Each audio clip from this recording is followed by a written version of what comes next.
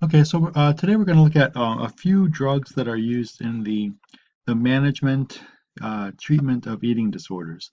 And I'm kind of hesitant to say treatment because they don't really treat it perfectly, um, but they have been used as an adjuvant with some success. And so, really, this is kind of an introduction to CNS pharmacology. So the first drug we're going to talk about is fluoxetine. This is under the brand name Prozac. And mechanistically, it's a selective serotonin reuptake inhibitor, or SSRI. The next slide demonstrates the mechanism of action, but from a physiological standpoint, essentially the way this drug works is that now, after you administer the drug, there's more serotonin in the synapse for longer periods of time. And the idea here is that, especially with some of these CNS diseases, as well as bulimia, is that it's thought to kind of balance the mood, and we know that when the mood is balanced, that affects behavior. And of course, we'll get into much more detail in the CNS course in May.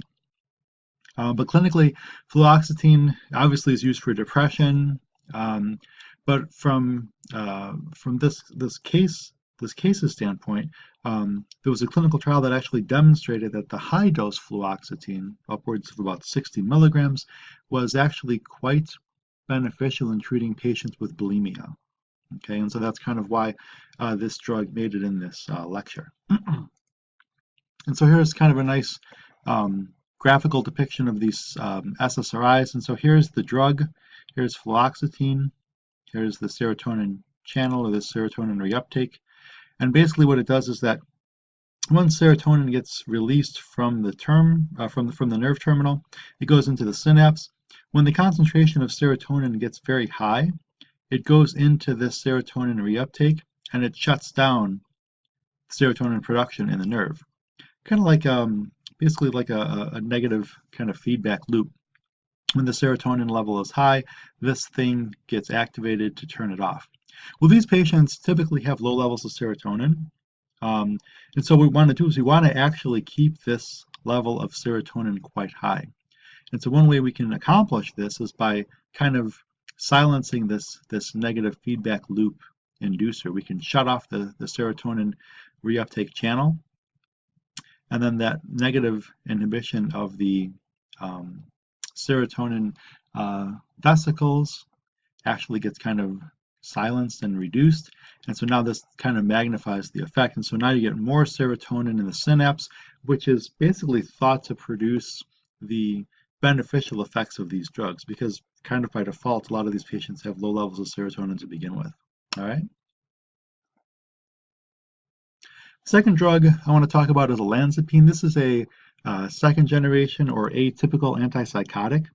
And from a mechanistic standpoint, it has a very large mechanism of action. It affects dopamine and serotonin, as well as a few other neurotransmitters. But from a, from a kind of a 30,000 aerial view of this disease state, we're really going to focus kind of on dopamine and serotonin specifically. So olanzapine right now is indicated for schizophrenia and bipolar disorder, and it's been basically suggested as an adjuvant type therapy in patients with anorexia. Okay, it's not officially FDA approved, which is why I'm a little hesitant to talk about it in this curriculum, but it's often tried. And basically, there's very few drugs out there, as you'll see in the next 5 minutes, that can actually treat a lot of these eating disorders. Okay, and a lot of this um, rationale or justification for using these drugs comes from us looking at what these drugs do in the schizophrenic or the psychotic population. And so people that in that population often do have body image problems, not so much in terms of that they think they're too fat or too skinny, but their perception of reality is all often skewed. And then another kind of interesting note is that a major side effect to many of these antipsychotics is weight gain, which in the anorexic patient is actually kind of beneficial. Um, and so this is kind of a nice depiction of olanzapine and its effects on multiple receptors. This, even though we say it's a minor effect, this explains a lot of the side effects and toxicities that you see with olanzapine. And some of these are actually beneficial in specific instances in patient populations. But I say there's a minor effect here because these aren't the receptors that are officially involved with um, eating disorders. Typically, we're looking at dopamine and serotonin, and so olanzapine is a dopamine and serotonergic receptor antagonist, and that's kind of its suspected, major contribution in terms of its therapy. And this is a nice graph summarizing some of the major side effects, weight gain being one of them, and olanzapine is associated with one of the more profound weight gains. And so its justification, among other reasons, from a kinetic and dynamic profile, warrant it as a pretty good tool to treat some of these patients with eating disorders.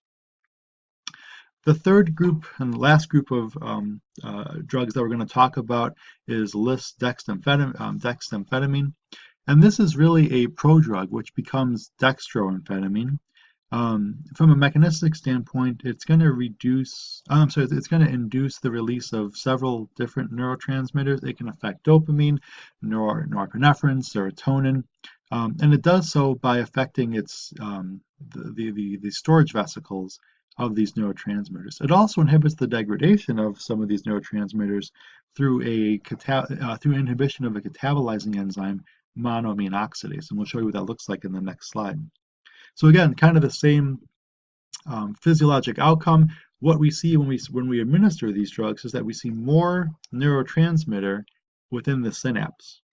Okay, and so from a clinical standpoint, we can use this particular formulation. The brand name is specifically for binge eating disorder.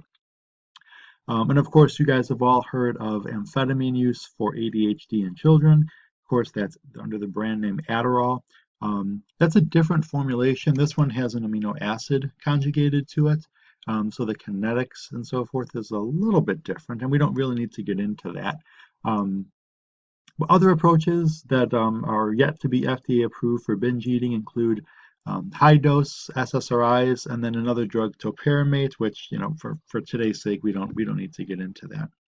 Here's a nice summary chart of what amphetamine does in the body, and here's its two different mechanisms of action. So here's the inhibition of the catabolizing enzyme, monoamine oxidase.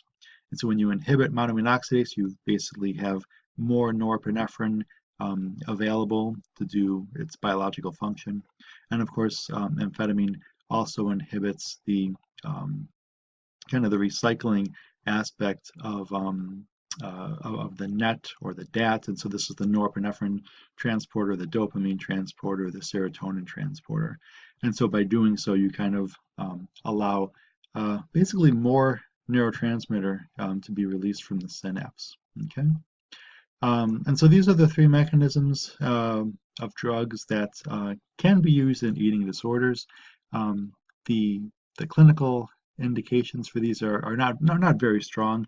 They've offered some success, as well as counseling and nutrition and psychosocial support type things. But these drugs have shown to have some effect, and that's kind of why we talk about them in this very brief video.